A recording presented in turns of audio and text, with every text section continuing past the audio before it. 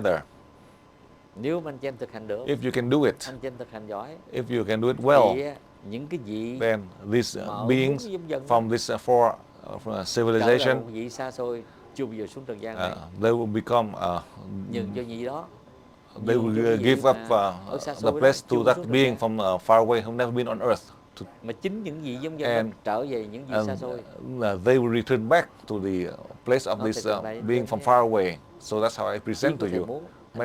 My wish is for you to have this, not only me. Tại vì anh chị em được giống như thế. Because if you have just like me, then you and me will become one to contribute to help mankind, to have wisdom and enlightenment. It doesn't mean that I want to keep it for myself.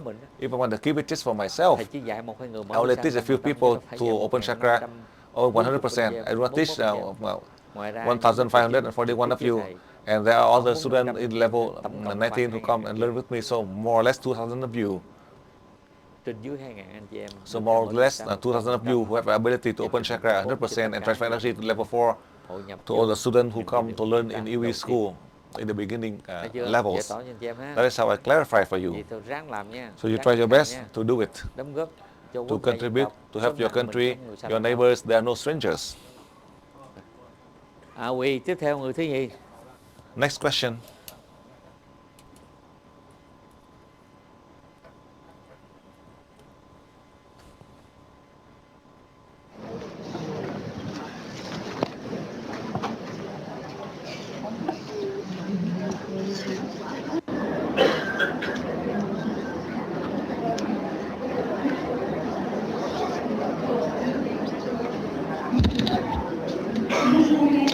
Good morning, Master. I thank you very much for having allowed me to attend the course. I have two questions. The first one concerns the prohibition that you did about us being able to merge with each other among us students of level 20 because we are the same level, but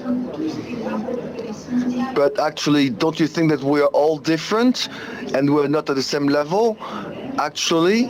And why should we not be able to merge with each other if we are at the same level? Because we have doctors, we have nurses, we have engineers, but we have also cleaners in the streets. So the levels are different. The level of intelligence and anything else is different. So why shouldn't we be able to merge with each other, to help each other? It's only a very earthy and material question. Second question.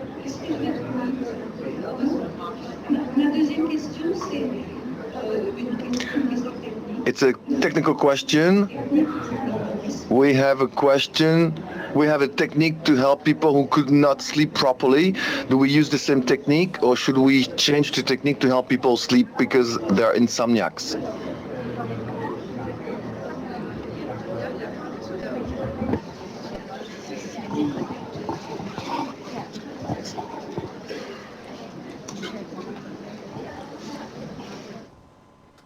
Dạ kính thưa thầy, người học viên này trước nhất xin cảm ơn thầy cho chúng con có cơ hội được đến đây học. Và có hai câu hỏi như sau.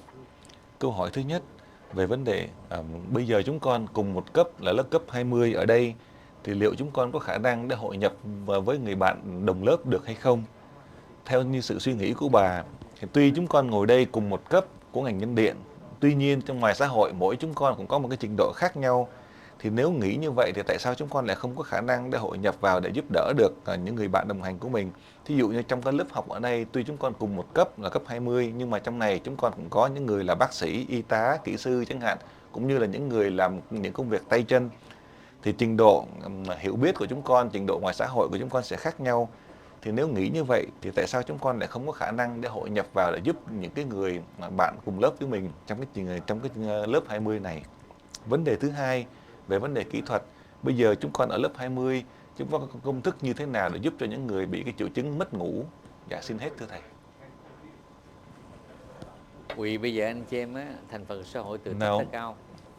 As you know, in society they have different levels. In a material way, it is different. But the others, the special ones, they do not allow you because they have the ability, because they have been the master of many of these masters. So they do not allow you. Now they are learning the new one. Ông học không có as they are learning not to be selfish. Ông học không có quyền lực nè. They learn to detach from the power struggle. That is what they are learning. They do not agree for others. They have powers already. So a doctor, engineer is not even, sometimes you are not equal to the business person. I tell you the truth. In Australia, it is very unique. The doctor and engineer, they work maybe they work, but they do not earn equal to people who are working laborer Còn mấy ông kia về or làm gardener. một năm vô vài ba triệu. And Còn mấy ông chịu khó ship bù lon thôi. many of these people who working on the pipe and they make a lot of money, and their wife, they are living a wealthy lifestyle, and their wife can go around and just play around. The husband is working, just working on the pipes. Anh thấy không? Bây giờ ai nói ai giỏi mà. So now who's better than the one who working in the pipe? They learn only to 10th grade in high school, but they work and earn more. He just tighten the screw on the pipe.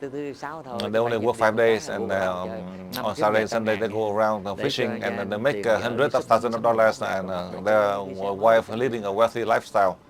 And while the other doctors working very hard, but they do not earn that much. Do not think that you are a doctor, engineer, and you're a pharmacist. You may wear suits, but you don't have enough money. You go shopping, then this month you have to calculate your bill, all the bills, eating, the car, house, and you don't have enough money. Then today you only take, you can only buy 3 boxes of cigarettes. You don't have enough money. You can see. So the reason I do not let you merge because this soul do not allow you. You do not know between one person and another whose soul is higher than other. Even if you are high, they do not allow you. So if you are low, how can you merge to the one who are higher? So on that, you ask that question. This is only the means for you to learn. You need to remember that. For the past 2 days as well as today, the first, the second, the third, the fourth civilization, they are equal to each other in the advanced level, but they cannot get rid of their habit, selfishness, and power struggle that caused chaos to the human world for millions of years until now. They could not change. They can never change. Therefore, the stranger soul who come down here as a mediator to explain to them on this. The strange soul who merged to the Master Lưu Đán. I tell you the truth, to mediate and to explain so that this being who can understand not to be selfish, and in the case of power struggle, then the human will be able to benefit. I want you to be able to achieve this in the future when a new soul come to you, and that is soul with wisdom and enlightenment. With the wisdom and enlightenment, these are the new souls that come to you, not a normal soul. If you can understand from that perspective, then you feel very lucky and happy. If you see this and you don't accept it, then it's your own fault. And when you lose it, then it's so difficult for you to find it again, because this one, when you lose it, it is lost forever. If it is there, you can keep forever. If it is lost, it's lost forever. The mission of these people, nobody can protect you. It is their mission. They will protect your body, so that a new soul from far away who come here, so that they can mediate with all of these souls, so they can understand. And these are the souls who can help you, can help the humankind to evolve faster, to help you and help the humankind to have wisdom and enlightenment, so that we can have paradise on earth. That you and me, we volunteer to do it first. That is the reason how come I do not allow you to merge when you are in level 20. You can merge to the people who are in level 19 and lower. There's no problem. That's how I explain for you. Now, my God, you don't need to sleep. If you're not able to sleep, you are lucky. So now, or they couldn't sleep, they feel tired. So now, because you don't sleep much, now it's even to sleep is so easy. My God, it's so easy. I just show you for the past few days. Now tonight, if you could not sleep, you just merge to a few people, then you fall asleep, then your body will be snoring. mấy người khác hả? Mấy người khác thì anh chị em hội nhập cho họ cho ngủ chứ tưởng anh chị em for you dễ yourself, ngủ if lắm you have rồi. a problem sleeping, Vì anh chị you'll em mình tập trong be ngoài không sleeping gian, easily cái because when you ngủ trên try to sáng practice trước your đi ra, outer space, bên kia em khuôn when nước your hai body thôi. follow your soul, then Đó, you just thầy giải thích snore. cho anh chị em nghe rồi đó nha. So I explained Còn những for người you. khác thì For anh chị others em áp with dụng. problem with insomnia, you Ngày can đầu apply tiên on the thì first anh chị em day. áp dụng hội nhập 3 lần You đi merge 3 vô trong times cái linh hồn thể xác rồi to the đó. body Mà nếu không ngủ of được that thì anh person. chị If em they hội can nhập sleep, lần thôi. then Chứ you anh chị can em hội merge nhập one 3 time. lần nữa thì If anh you chị em keep on ngủ merging sao 3 làm việc times, then they will Hồi be đó giờ sleeping. They ngủ couldn't go to sẵn work. nhịp ngủ đã luôn, không Then được. they'll be sleeping Tại a cái lot. dòng điện chúng ta Because hội nhập with your trong energy, hồn người when you đó, merge to the soul of that person, giúp người đó to help that êm person, dịu, người đó ngủ rất dễ dàng. so that Lần person đầu can tiên sleep nhớ, calmly. So hội nhập you 3 need to lần. remember on the Ngủ first được, time, bắt đầu anh chị em hội merge nhập 3 một lần. times. When they can sleep, then you just Nhớ merge ghi one chú cho time. này kỹ, Make sure để you giúp take cho note những người carefully mà to help that thường mất giấc person. ngủ thì chúng ta For those trị with rất problem dễ with dàng. insomnia. Tiếp theo người kế tiếp. Next question.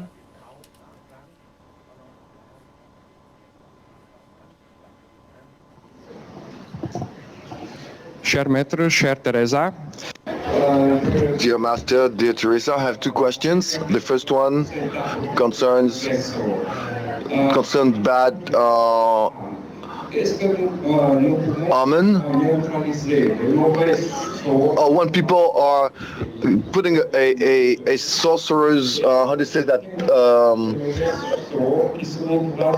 appeal on you, what can you do? How can we fight against a sorcerer who has been putting a spell on you? I was looking for the word.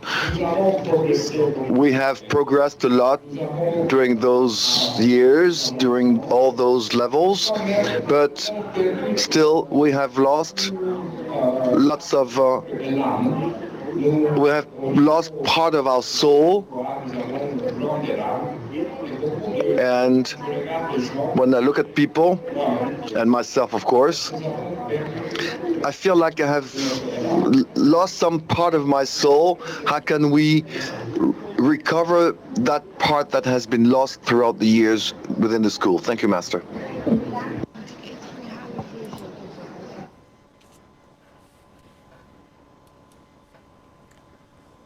Dạ kính thưa Thầy, người học viên này xin hỏi hai vấn đề như sau. Vấn đề thứ nhất là đặt trường hợp như bây giờ chúng con lớp 20, nếu gặp những người phù thủy họ dùng bùa ngải ếm chúng con thì chúng con làm cách nào để tự bảo vệ được mình? Vấn đề thứ hai, ông cũng nhận thấy là qua những cái khóa học và những cái lớp chúng con cũng đã tiến hóa rất nhiều. Và trên cái chu kỳ tiến hóa này chúng con cũng có rất nhiều những cái trường hợp mà những cái sự mất mát của mình. Thí dụ như là ông nhìn thấy đương nhiên là cái sự mất mát qua những cái linh hồn từ những cấp mà đã ra đi. Thì bây giờ ý ông muốn xin hỏi Thầy là những cái gì đã mất mát trong quá khứ, liệu bây giờ chúng con có khả năng nào để hồi phục được hay không? Dạ xin hết thưa Thầy. Vì bây giờ anh chị em hỏi hai câu này đó. Now, as you ask these two questions, I want to share with you so you can understand, so you can feel glad. Listen carefully. Anh chị em biết thầy phù thủy You know, học phép tắc từ đâu không? Do you know where they learn the black magic from? Của những cái người They learn from these giống dân thứ năm. Fifth civilization. Nghe cho rõ nha. Tất cả những người phù thủy mà all of the sorcerers, the best in the world, they learn from this fifth chúng ta đang sống hiện tại đó. Civilization, meaning this race of people that we are living right now. The soul that come to you from the 29th of July, these are the one from the first to the fourth generation, meaning these are the master of this sorcerer. Listen carefully. So do this sorcerer dare to do something to you. Just calculate it from a human perspective. Only in that way. So don't worry about it. So instead of worrying about it, you just merge to this sorcerer to help this soul to evolve higher, so they can do better things. To evolve, there's no problem with that. This is something you can do. The deities allow you to do. You are helping. You are not harming them. Now you don't have to worry about it. I explain for you. So you keep on confused about this. For that reason, I teach you each day in 7 hours, in 6 days, so that I can clear all of this thing that deep in your mind you have doubts, so that you can lead a life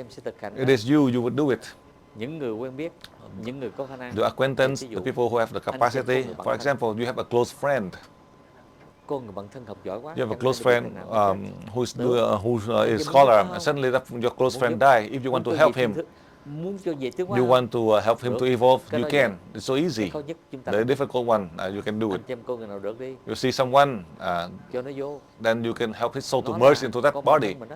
that is your close friend, and to see suddenly that new person in the future, that person will come to you, and this is how you can help this body.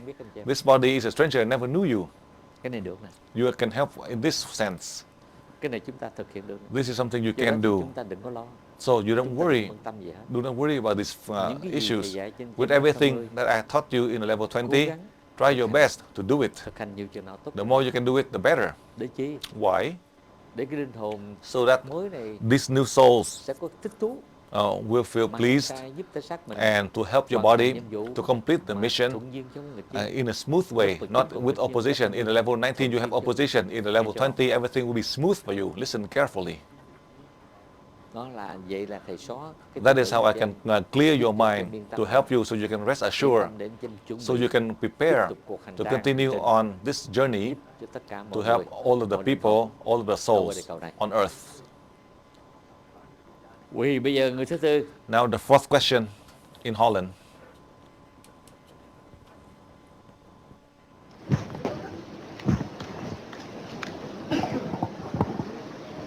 Thank you.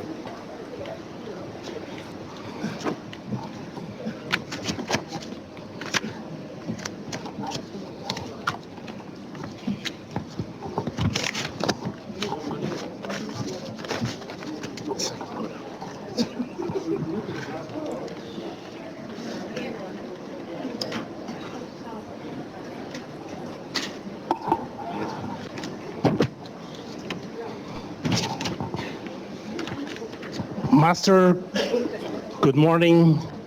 Mr. Riza, good morning. Thank you. I'm very happy to have this opportunity today to ask at least one question. I would like to introduce myself. My name is Juan. I'm from Aruba, Dutch Caribbean in the Southern Caribbean.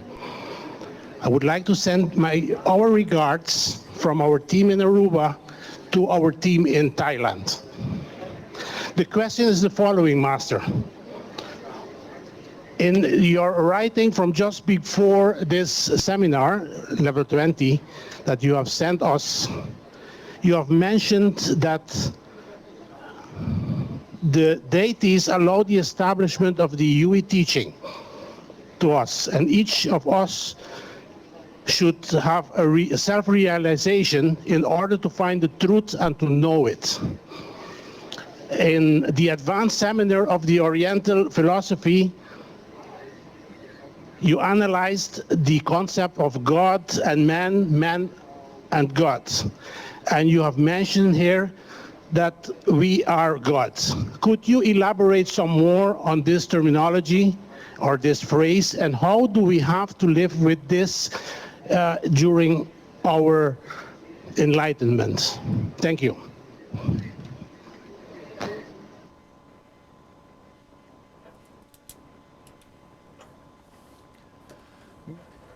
Dạ kính thưa thầy, người học viên này là phái đoàn từ bên Aruba. Trước nhất là ông xin kính chào thầy cô, và ông cũng rất là vui mừng được cơ hội hỏi một câu ở đây. Trong cái bài Mê Công thầy gửi cho chúng con trước cái khóa học này, thì trong này cũng có đề cập đến vấn đề các đấng thiêng liêng đã cho phép chúng con được học cái ngành nhân điện. Qua những cái quá trình học ngành nhân điện thì chúng con mới có thể nhận thức được cái chân lý. Như trong cái lớp triết học Đông Phương, thầy cũng giải thích cho chúng con hiểu thêm cái quan niệm giữa con người và Thượng Đế, và cho chúng con biết chính mình cũng là đấng Thượng Đế. Thì xin thầy có thể giải thích cho chúng con hiểu thêm cái quan niệm này, và làm sao chúng con có thể sống được trong cái sự giác ngộ, để duy trì được cái sự giác ngộ trong đời sống hàng ngày. Dạ, xin hết thưa thầy. Quỳ qua lời trình bày vừa rồi của người học Now, viên từ through Aruba the presentation from the student from Aruba who come to Holland to learn, I teach you to merge with the deities, to merge with the high beings. Ở giống dân thứ 5. These are from the fifth civilizations. You listen carefully now. The fifth civilization that we refer to them as the high beings. The deities, God as a terminology that we make up. In many countries in the world, we have the notion of God, and they call themselves as the high being, but they are from the fifth civilizations. God, there is a terminology that we refer to God as a man. It is not that the highest being as God, but from the East, we keep on referring to like replacing the deities, representing God to carry out on earth. Jesus Christ is like is God. Jesus Christ is from the fifth civilization. Remember, it is not that Jesus Christ is from the first, second, or third, fourth civilization. As we know, about 2,000 years ago, as a person that was born in Israel with the name Jesus Christ, that was in the fifth civilization. Now listen carefully. It's not in the fourth, third, or second, or first civilization, but it's as you really like. So you make up these names. God, the notion of the high being. The high being merge with you because you are in a fifth civilization. They can merge with you so easily. If we know how, that is a technique as you practice. The deities allow you to come from the fifth civilization to come to you. It's so easy, but from the first to the fourth to come to you is so difficult. But how come you can do it? It is not that I have any talent. I don't. Master Dang is just like you. Only the strange soul from outer space that come here. Then all of the civilization in the past they have to accept. Because these four civilizations in the past, they are all highly advanced. They want to dominate the others. So that's why the fifth one, they don't have any ability. Do you see anyone with powers, even including the best person? That the archaeologists, they come to research. Everybody come to Egypt to research. I also came to Egypt. The body of Master Dang came to Egypt to research. But when they came to Egypt, I saw everything was not like that. We could not achieve just like the fourth civilization or the third. And luckily, the fifth civilization from Egypt, the people from Egypt, they couldn't carry out. So they transfer that knowledge to Master Dang. Before I taught you in the class, before I went to Egypt, this master in Egypt, this master that sent me the message. I was very lucky. I was able to answer to them. If I'm not, then now I'm going to be stuck. They said that Master Dang, who come here, they help Master Dang with the condition that I have to help the country of Egypt to develop spirituality. You know how Master Dang answered? I said, no. I can help the people of Egypt to develop. I do not dare to help the country of Egypt. You know why? If I said that I promise to help the country of Egypt to develop on the spiritual path, if the land of Egypt with the great flood is sunk, how can I deal with it? I'm ready to help the people of Egypt all over the world to develop on a spiritual path. I would help them if they come to me. But the country of Egypt, I cannot guarantee. I cannot do it.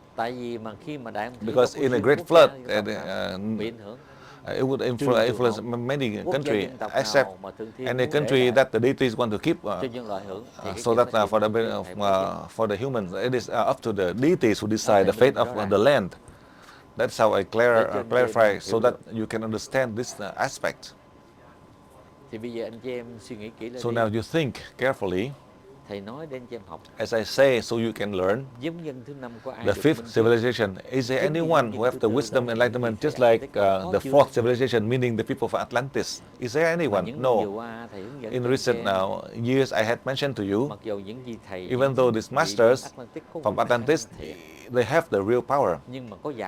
But can they merge to anyone? No.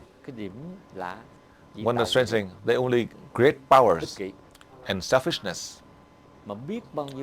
For many situations, they had the mission and they could not teach or spread the knowledge. Therefore, I want to present to you, as I come here, I combine all from all four civilizations, combining with the fifth civilization, so we know, so we can combine all together the five civilizations from the first to the fifth civilization.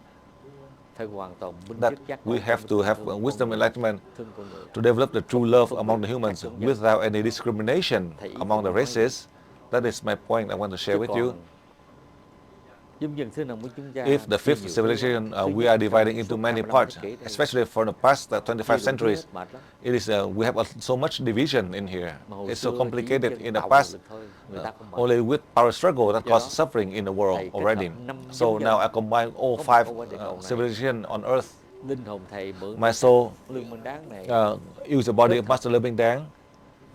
to combine to support with all the 5 civilizations on earth, so that we can become one. The human with true love toward each other, without power struggle, only know to love and help each other. All the people would be like that, then everything will be calm and peaceful. That will be the great light that comes to earth, to this planet where we live. That is how I explain for you clearly. And now if you keep on saying of all of any civilization, this soul do not agree. So now I'm from the 5th civilization, my body. But my soul is not from the 5th civilization. In the past, from the 5th or other civilization, but now, no. You've never been on earth, so it doesn't belong to any civilization, because it was only out in space. Come here to mediate to all of the civilizations, so they all hold hands together. And it's also in coincidence with the 5th civilization that combined with all 5 continents, Asia, Africa, Europe, Africa and Australia. So now with that, we will have the clean air all over the world. For that reason, how come I only believe in the DT 99%? 1% meaning the case of nuclear radiation. When we breathe that air, do we die? Are we affected by the environment? If we can clear it, then everything can change for the whole human world. On that day, it's very near us. For that reason, all the soul that merged with you, that is to solve this problem. And when we can do it, then we are helping so many others, as many others who can achieve. Then in the near future, they would have the wisdom and enlightenment, just like you, just like all of us. That is how I present to you clearly. Bây giờ thôi anh chị em cho bên Thái hỏi. Now Thailand, it's your turn.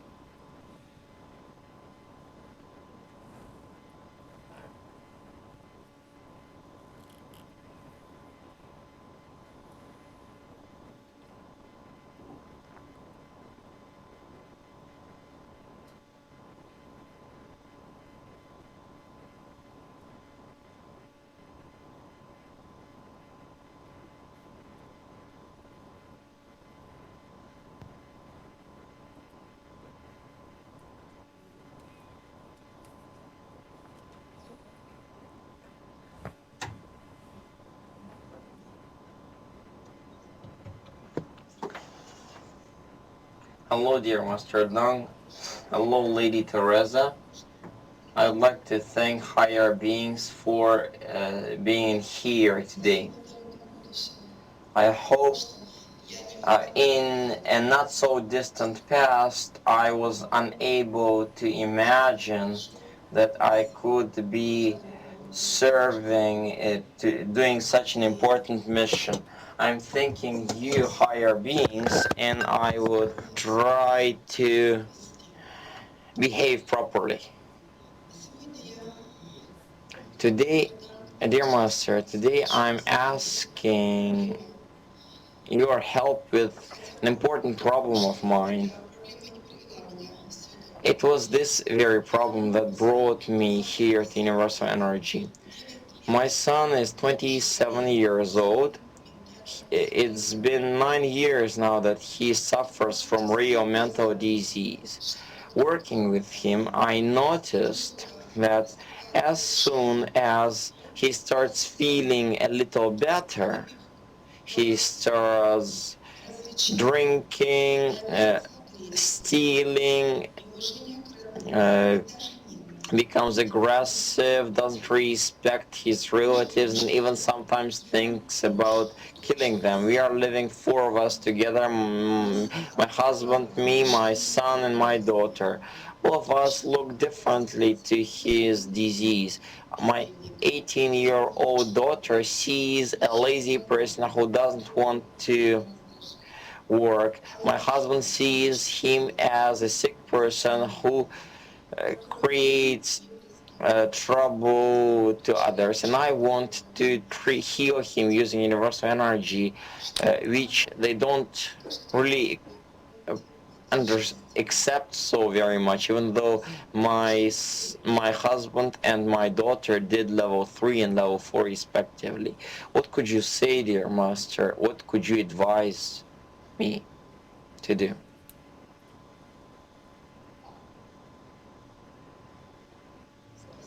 Thank you very much.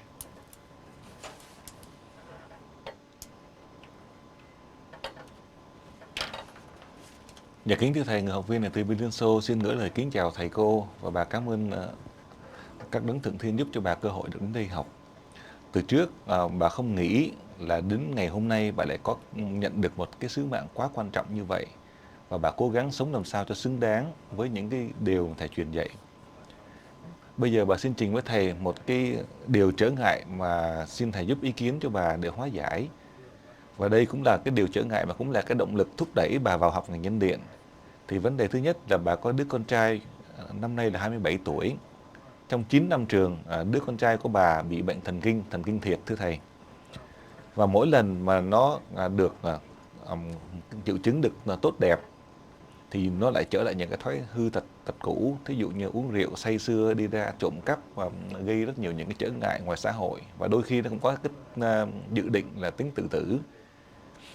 Trong gia đình của bà 4 người đều sống chung với nhau là vợ chồng và đứa con trai và đứa con gái.